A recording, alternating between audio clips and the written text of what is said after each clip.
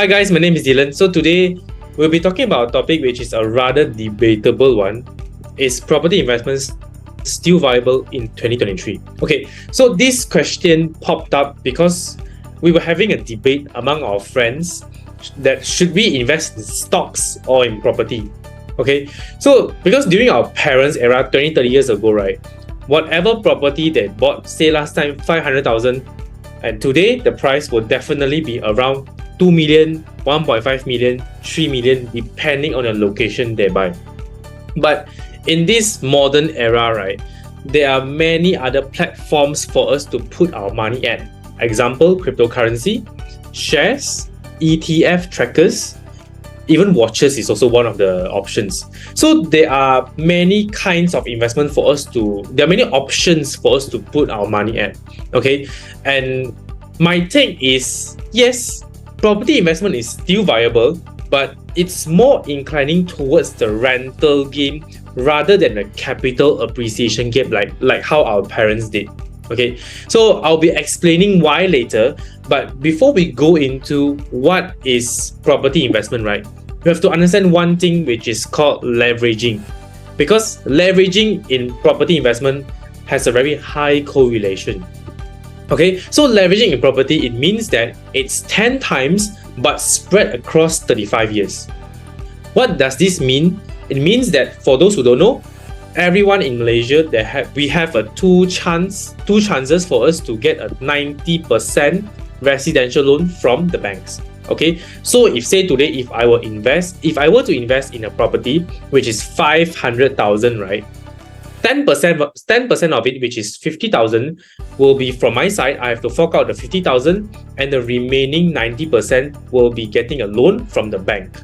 And this 90% will be spread across, this 90% loan, right, will be spread across 35 years for me to slowly repay. Okay, this is for second-hand property, I would say sub-sales. Let's not include new projects yet. All right, so the leverage is 10 times. But if we were to leverage in stocks, right, it's around 2.5 times to 5 times the leveraging, but it depends on which platform you use. So I won't be focusing on that much, and there will be a margin call. So margin call, it means that, in simpler terms, it means that if this margin account that you have, no more money inside already, you either have to top up for you to continue buying the shares because you're leveraging, or you have to sell off your shares at a cheaper price. So it's something like this. And personally, I feel that in terms of leveraging, right, leveraging-wise, right, property has a much safer leveraging because I can spread across 35 years for me to repay my loan. But of course, leveraging, it means risk, so be mindful of what you are going in. Always remember to do your research first. Okay, so now back to the topic. Why do I suggest rental more than capital appreciation, right? It's because of few things. First of all, we have to understand the mindset of rental. What is actually rental game? Right? The rental game in Malaysia terms, it's always to cover the installment. Okay, so for those who don't know, let's say today if my installment per month to the bank is 2,000 per month, and the rental that I can fetch for, say, this condo or this landed house, it's, let's say, 2,500 ringgit per month. It means that I have a 500 ringgit positive cash flow every month. And if this continues for 35 years, every month I'll be getting 500 ringgit positive cash flow. But the catch is, the property in this Malaysia market, especially in Klang Valley market, right, it's very difficult to use rental to cover installment. That's why we have a lot of naysayers that says that it's easier than done. Okay, but this is the mindset that I really did. Okay, so this is the mindset that I really hope that everybody has. Let's put this scenario again. If you were a cafe business owner and you own a cafe business in Bangsa, okay, so for few months already upon opening this business, the sales isn't really that good. You as a business owner, we will definitely be finding ways to increase the sales, to promote our business out to the social media or to public. Right? We'll be finding ways. Example, we'll be hiring influencers. We'll be doing the decoration nicely. We'll be doing promotion and etc. So we as cafe business owner, we will find ways for us to increase our sales. Why don't we put this mindset on property? Because for me, property investment is not just me putting in money to invest only. It's also a business for me. Because you just think of it this way, today you are renting out your house to a tenant and the tenant is your customer. So you will want your customer to definitely refer more tenants for you, or even buy property from you, or even take good care of your house, right? So it's also it's also a business for us to manage, if you think of it this way. Of course, if the rental that we can fetch in the market is not, if the rental in the market, right, doesn't tally with your installment, right, are there ways for you to increase the rental? Yes, they are. Okay, so you can do Airbnb. Second thing, if the whole unit rental is low, right, you can do room rental, meaning sub-room rental. You rent out room by rooms. It will definitely increase the rental that you'll be getting. Okay, so my take is mindset first. We have to treat it as a business mindset rather than an investment mindset. Second thing, if rental, right, we need to understand that rental is actually the benchmark of rental is to cover the interest part of installment. Okay, so what does this mean? It means that today, for those who don't know, every month, let's say 2,000 ringgit we are paying to the bank for installment.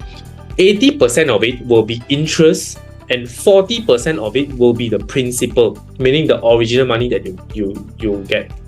Okay, so 1,600 per month will be to the bank and 400 per month will be your principal.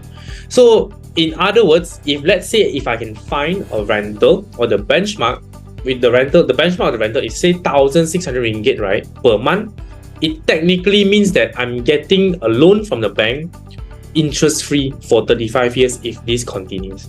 So the remaining 400 acts as a forced saving methods, and when inflation kicks in, right, conservatively a 1% increase per year, 35 years down the road, that will be your capital appreciation gain. At the same time, the rental from the tenant helps you to cover a little bit. Of course, if you want to earn more, definitely furnish up your house, bring in more necessary furnitures for your tenants' convenience. All right, that's one thing. So the third thing about rental is the brick and mortar data that we can follow.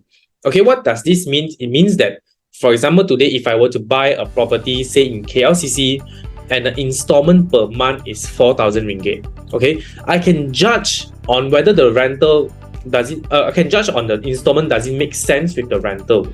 So I can judge based on the neighboring lots, the neighboring condos. So for example, if say the condo is 1 bedroom, okay, the rental beside the property that I'm interested to buy is renting for 4,500 ringgit, and today the same size just right beside me, the installment is 4,000 ringgit. It means that the rental is higher than the installment. So it's a good buy. If you think of it this way, it's a good buy for you to go for this new project or this condo. Okay, so that's one thing that I like. There is a data or existing brick and mortar for me to follow.